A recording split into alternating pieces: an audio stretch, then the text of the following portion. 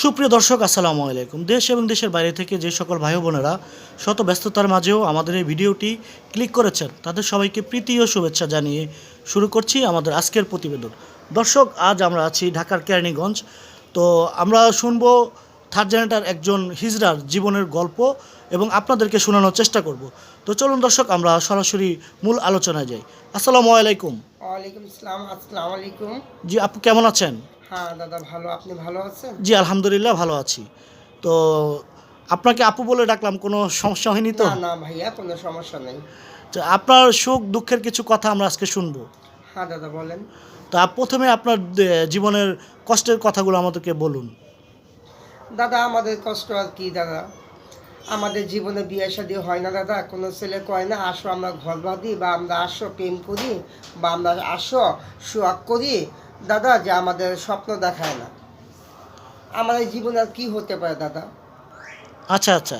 হ্যাঁ দাদা। তো এখন এই বিষয়টা হচ্ছে, অনেকে যে আমরা দেখি, আমরা তো চলাফেরা করি ঢাকার ভিতরে, অনেকে দেখি বনে জঙ্গলে ওপেন সেক্স করে বেড়ায় হিজলারা। তো ও তারা কেন করে, বা তাদের প্রসঙ্গে আপনার কি বলার আছে? হ্যাঁ দাদা, ওটি হিজড়া, আমিও হিজড়া দাদা, কিন্তু সব হিজড়া এক নয়। অনেকে মনে করেন টাকার জন্য করে, টাকার জন্য সেক্স করে ছেলেদের বুকা বানায় টাকা নিয়ে যায়। আচ্ছা কিন্তু আচ্ছা। দাদা, যে জন্মগত হিজড়া সে কখনো এটা করে না। যে যার ইজ্জত মানের ভয় আছে দাদা, সে কখনো করে না। কিন্তু আমাদের যে গুরুমা আছে মুক্তা হিজড়া, তো আমি দেখিনি আমার জ্ঞান হওয়ার পরে, বা আমি এই লাইনে যতদিন ধরে আসছি তাকে আমি কোনো সময় দেখিনি, বা তারও আমি শিষ্য। কিন্তু আমি আজ পর্যন্ত এই 28 বছর বয়স, আমি কখনো রাস্তাঘাটে দাঁড়াইনি। 2 টাকা 5 টাকা 10 টাকা আমি চেয়ে খেয়েছি, কিন্তু কখনো আমরা সেক্সের জন্য আমরা রাস্তাঘাটে দাঁড়াইনি। এটা কেউ বলতেও পারবে না মহল্লাবাসী। আজকে যদি অমন হইতাম দাদা, তো মহল্লায় থাকতে পারতাম না। অনেকে করবে না কেন? অনেকে হিজড়া সেক্সের জন্য অত রাস্তায় বেড়ায়, এখানে বেড়ায়, ওখানে বেড়ায়, টাকার জন্য করে দাদা, কিন্তু সব হিজড়া না। আচ্ছা আচ্ছা। তো একটা বিষয় হচ্ছে, সেটা হচ্ছে আমাদেরকে একজন হিজড়া বলেছে, যার ভিতরে রক্ত মাংস আছে তার ভিতরে সেক্স আছে। তো সেই কথাগুলো কতটুকু বাস্তব? হ্যাঁ দাদা, রক্ত মাংস গড়া আছে, কিন্তু সেক্স আছে, কিন্তু কম আর বেশ অনেকে থাকে না। যেমন এই যে আমাদের 28 বছর হয়ে গেছে, এখন আর কি বাবা কি আছে? মানুষ কুড়ি হলে মানুষ বুড়ি হয়ে যায়। এখন দাদা ওইসব আমার মনে চায় না। আগে ছিল যৌবনের ধাক্কা দাদা, তখন তো হয়নি, তাই এখনো হয়ে কি হবে? যাদের আছে এটা তারা করে। তো যারা করে তাদের প্রসঙ্গে আপনার কি মেসেজ আছে? দাদা, যারা এটা করে রাস্তাঘাটে দাঁড়ায়, বা পেটের জন্য, বা চুরি ডাকাতি করে না, কিন্তু পেটের জন্য এটা করে, কিন্তু তারা ওইসব যায়। কিন্তু দাদা, আমি যাইনি, ওদের সাথে আমি কথাও বলি না। যারা এইসব টাকার জন্য বা এরকম দেহ বিক্রি করে টাকা আনে, ওদের সাথে আমি কথাও বলি না দাদা। আচ্ছা, দেহ বিক্রি করে যেসব হিজলারা টাকা ইনকাম করে তাদের প্রসঙ্গে আপনার কি বলার আছে? এটা কি ঠিক করতেছে না, তারা আমিও নাকি? চাই দাদা রাস্তাঘাটে এটা বন্ধ হয়ে যাক। এটার জন্য মানুষের বদলাম দেওয়া হয়। অনেকে বলে দেখো তোমরা নাচ গান করে খাও, দোকান দোকান 10 টাকা 5 টাকা চেয়ে খাও, তোমাদের লোক তো রাস্তাঘাটে এটা করে খাচ্ছে। তো একটা দুর্নাম না, একটা বদলাম না হিজড়াদের? আমরাও চাই যে এটা বন্ধ হয়ে যাক। আচ্ছা আচ্ছা। তো আরেকটা বিষয় আমরা জানতে চাচ্ছি, সেটি হচ্ছে আপনাদের মধ্যে অনেকে গুজব ছড়াচ্ছে, যেমন ধরেন আপনাদের বেস্ট কিভাবে বড় করে, সেটা অনেকে গুজব ছড়াচ্ছে। অনেকে বলতেছে ইন্ডিয়া যে তারা অপারেশনের মাধ্যমে, সিজারের মাধ্যমে তারা এগুলো বড় করে থাকে। আসলে কতটুকু কথাটা সত্য? না দাদা, এটা ভুল। ইন্ডিয়া যে ওটা কাইটে আসে, এটা ভুল দাদা। হুম। এটা কাইটে আসে যে প্রকৃত হিজড়া, সে কখনো ফ্যামিলিতে থাকতে পারবে না। কারণ সে ফ্যামিলি চিন্তা করবে, সে এই লাইনে আসবে। যে প্রকৃত হিজড়া সেই লাইনে আসবে। কিন্তু একটা দেখেন, একটা প্রসঙ্গ আল্লাহ বলছে যে হ্যাঁ খাও, খাওয়ার মতো খাও, কিন্তু খাওয়ার একটা হিসাব আছে। কিন্তু আপনি এই জিনিসটা ইন্ডিয়া যে কাইটেইব, এটার ভিতরে 32টা রোগ আছে। এটা কাটলে কিন্তু মানুষ বাঁচে না দাদা। কিন্তু যারা এটা বলছে এটা ভুল। অনেকের আছে হয়তো ছোট বা বড়, যেমন বলা হয় খুজা, যেমন খুজা বলা হয়, ওটা হিজড়া বলা হয় না। না, আমি বিষয়টা জানতে চাই, আপনাকে ক্লিয়ারলি বুঝতে পারিনি আপনার বিষয়, আমার বিষয়টা সেটি হচ্ছে, বেস্ট ইন্ডিয়া যে অনেকে বেস্ট বড় করে, সেটা অনেকে গুজব ছড়াচ্ছে। আসলে কতটুকু কথাটা কতটুকু সত্য, হ্যাঁ সেই দাদা, বিষয়টা জানতে ইন্ডিয়া যে চাচ্ছিলাম। গজব ছড়াচ্ছে দাদা, দেখা যাচ্ছে ভালো ভালো কিছু ছেলে আছে মহল্লার ভিতরে, ওরা ক্লাবে ডান্স করে, ডান্স করে অত রাস্তাঘাটে সেক্সের জন্য একটা বেড়ে, আচ্ছা ওটা আচ্ছা। রাস্তাঘাটে সেক্সের জন্য বেড়ে হয়তো টাকা কামানোর লেগে। কিন্তু এটাই হচ্ছে ইন্ডিয়া যাওয়া আসা।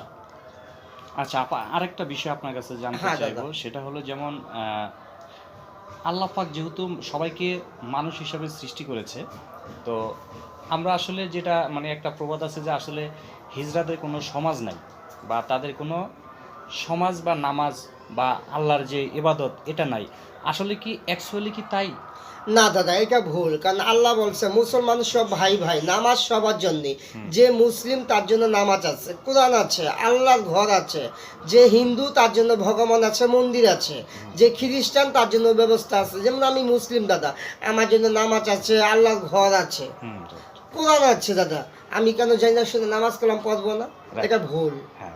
যেমন অনেকে বলে দাদা যে হিজড়া ওদের জানাজাত হয় না, এটা ভুল। আমার এখানে আমি দেখে আসছি, আমাদের ময়মনবী মারা গেছে, আমার হিজড়া এদের সব কজনে জানাজাত দেওয়া হয়েছে, অত মাটি মঞ্জিল দেওয়া হয়েছে। রাইট, সেটাই আমরাও এটাও আমরা এই বিষয়টা আমরা একটু ক্লিয়ার করার জন্য আপনাকে প্রশ্নটা করা। আমরা অ্যাকচুয়ালি আসলে যেটা মানে জানতে চাইবো আপনার কাছে, সেটা হ্যাঁ, হলো যে বলুন। মানুষ হিসাবে আল্লাহ সকলকেই আল্লাহর ইবাদতের মানে ইঙ্গিত হ্যাঁ, দিয়েছেন। হ্যাঁ, যে যেই যেই লিঙ্গে আছে এটা তার আল্লাহর একটা সৃষ্টি, হ্যাঁ। কিন্তু তাকে আল্লাহর ইবাদত অবশ্যই করতে হবে। তো এই বিষয়টা যেমন অনেকে আছে যে মানে গুজব ছড়ায় যে আসলে না, হিজড়াদের ইবাদত নাই বা তারা আসলে তাদের মতো করে চলবে। তো এই প্রসঙ্গে আপনার কাছে একটু আসতে চাইবো, সেটা হলো যে আল্লাহ যদি মানুষকে সৃষ্টি করে থাকে, তার প্রতি আল্লাহর বিধানও আছে। তাহলে যারা লিঙ্গ পরিবর্তন করে, কেউ নারী হচ্ছে, কেউ বা মানে যৌনকর্মী হচ্ছে, কেউ বা রাস্তায় মানে যৌনকর্মী হিসাবে কাজ করছে, তাহলে এই প্রসঙ্গটা আপনি একটু ক্লিয়ার করেন আমাদের। অবশ্যই। আসলে কি এটা ঠিক কিনা? মানুষ হিসাবে প্রথম কথা হলো সে মানুষ, দ্বিতীয় কথা হলো সে আল্লাহর সৃষ্টি মানুষ, তাহলে তার জন্য এইটা কি ঠিক কিনা? আমি মনে করি দাদা, এটা আল্লাহর ঘরে আল্লাহ যখন পয়দা করছে যারা মুসলিম, আমি মনে করি মুসলিম ভাই বোন তার জন্য রোজা নামাজ সবই সব আছে, right? সবই। যে হিন্দু তার জন্য ভগবান আছে, মন্দির আছে, তাকে তো এইভাবে রাখতে হবে। যে আমাদের মুসলিমের ভিতরে একটা মানুষ মরলে জানাজাত দেওয়া হয়, হয়তো দোয়া কলম পড়া হয়, ওইভাবেই রাখা হয়। আর যে হিন্দু তাকে বলে দেয় যে আমাকে শ্মশানে নিয়ে যাবা, তাকে শ্মশানে নেওয়া হয়। যে খ্রিস্টান বলে যে আমাকে চাপা মাটি দিবা, ওদের চাপা মাটি দেওয়া হয়। হ্যাঁ দাদা, কিন্তু এটা ভুল যে হিজড়াদের নামাজ কালাম হয় না, এটা ভুল দাদা। কিন্তু যার যার ইমান তার তার কাছে, যে যে মারা যাবে সে সেই হিসাব দিবে দাদা। আমি মরবো, আমার হিসাব আমি দিব, অন্য কেউ দিবে না দাদা। এটা বলা ভুল হবে। যেমন অনেকে প্রশ্ন করে যে তোমাদের মরলে কী হয়, মাটি মঞ্জিল দেওয়া হয়? আমি কে হ্যাঁ দাদা, আমি মুসলিম না? আমিও তো ভাই বোনের মতো, আমাকে কেন দাফন দেওয়া হবে না? আমি কি দুজন নামাজ পড়ি না? আমি কি মুসলিম না? না আমি হিন্দু ধর্মে চলে গেছি গা যে আমাকে শ্মশানে নিয়ে যাবে? আরেকটি বিষয় হচ্ছে, সেটা হচ্ছে অনেক বেদে মেয়েরা আপনাদের পরিচয় নাম ভাঙিয়ে আপনাদের আপনাদের সম্মান ক্ষুণ্ণ করছে, তাদের প্রসঙ্গে আপনার কি বলার আছে? হ্যাঁ দাদা, অনেক বেদেরা দেখা যাচ্ছে পেটের জন্য দেহ বিক্রি করে, চুরি করে, ডাকাতি করে, ছিনতাই করে। যেমন আমাদের নাম বেচে হিজড়া বলে। এই তো সেদিনকে আমার মহল্লার 7 পাখি আমি টাকা তুলতে গেছি কালেকশনে, বেদেরা আমাকে দেখে লোড়াচ্ছে। আমি এই দাঁড়াও কেন লোড়াচ্ছ? আপনারা খুব অত্যাচার করেন। কেন? আমরা মোবাইল চুরি করছিলাম, আপনারা খুব মারছিলেন। এই জন্য বেদেরা আমাদের নাম বেচে খাই দেখে আমরা মারধর করি যে তোমরা এই কাজ করো না, ভালো হয়ে যাও। যেমন দেখা যাচ্ছে রাস্তাঘাটে একটা লোক যাচ্ছে মোটরসাইকেল নিয়ে, দাদা আমাকে 10টা টাকা দাও, আর না হলে সাপ দিয়ে দিব। দেখা যাচ্ছে 10 টাকা বাইক করতে যা 500 টাকা লোক নিয়ে যায়, অত যে কাপড় চুড়ো খুলে ফেলা টাকা না দিলে। তো এটা একটা বদলাম না দাদা? এটা আমাদের নাম বেচে ওরা এই কাজটা করছে। এই জন্য আমরা ওদের ধরে একটু সাজা দিই যে ভালো হয়ে যাও, এই পথে চলো না, যে কাজ করে খাও অমনে, তোমরা বেদের নামটা ডুবাইও না। আচ্ছা, আরেকটি বিষয় হচ্ছে, সেটি হচ্ছে আপনারা যখন আপনাদের মূল কালেকশন হচ্ছে ঢোল পিটানো, বাচ্চা নাচানো, তাই না? হ্যাঁ দাদা। তো আপনারা যখন ঢোল পিটানো, বাচ্চা নাচানোর কাজে বের হন সকালে, তো আপনারা কিভাবে খবর পান মূলত কোন বাসায় কবে কিভাবে কোন বাচ্চাটা হয়েছে? যেমন দেখা যাচ্ছে দাদা, আজকে আমি এই মহল্লাটা যাব, যেমন আকাশের চাঁদ উঠলে সবাই দেখতে পাই দাদা। আমরাও যেমন মনে করেন থাকি, আমরা এই ধান্দা যে আল্লাহ আজকে আমরা এই জায়গায় গেছি, কালকে আমরা কই যাবো, আল্লাহ একবার আমার ব্যবস্থা করিয়ে দেয়। রিজিকের মালিক হচ্ছে আল্লাহ দাদা। রিজিকের মালিক রাজ্জাক। হ্যাঁ, রিজিকের মালিক হচ্ছে সে, কার কখন বলা যায় না। আজকে এই মহলাটা আমি গেছি দাদা, নচিবে থাকলে আমি পাবো, নচিবে না হলে আমি পাবো না। তো এইটা আল্লাহ একভাবে রিজিক আমাকে বাড়িতে দেয়। তো এইটাই দাদা। আপনাদের যারা মানে আপনাদের মানে হিজড়া সম্প্রদায় যারা আছে হ্যাঁ, আপনাদের দাদা। মানে আপনারা যখন কালেকশনে যান তখন তো আপনাদের এলাকা ভিত্তিক ভাগ ভাগ থাকে হ্যাঁ, নাকি ভাগ করা। যে যার মতো না না করে দাদা, আমাদের এলাকা ভাগ করা। এলাকা ভাগ করে? হ্যাঁ দাদা। আচ্ছা,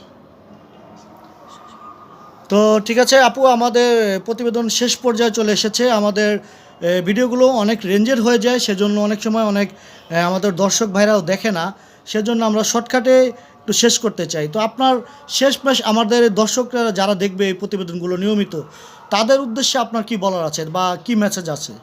দাদা আমি আর কি বলবো, আমি তো বলেইছি যে শেখ হাসিনা আমাদের প্রধানমন্ত্রী, সে আমার মা, সে আমার বাবা। আমাদের এমন কিছু করে দেখ দাদা যে আমাদের 2 টাকা 5 টাকা চেয়ে যে না খাইতে হয়, মানুষের কাছে ছোট যে না হয় দাদা। প্রধানমন্ত্রীর কাছে আমার কাছে এইটুকুই আবেদন যে প্রধানমন্ত্রী যে আমাদেরকে একটু টাকায় আমাদের যেন থাকার ব্যবস্থা করে দেয়, সরকার থেকে যেমন 2 কাটা করে জায়গা একটু ব্যবস্থা করে দেয়। আমাদের এই জীবন আর ভালো লাগে না দাদা। 2 টাকা 5 টাকা মানুষের তো 10 টাকা, কেউ গালি দেয়, কেউ মুখ চেপা করে, কেউ খারাপ ভাষা করে দাদা। আমরাও চাই না এই জীবন। আমরাও চাই যে প্রধানমন্ত্রী আমাদের একটা ব্যবস্থা করে দেব, আমরা এই পথ থেকে ফিরে আসি দাদা। এইটুকুই। আসসালামু আলাইকুম। আচ্ছা ঠিক আছে, অনেক ধন্যবাদ আপনাকে আপু।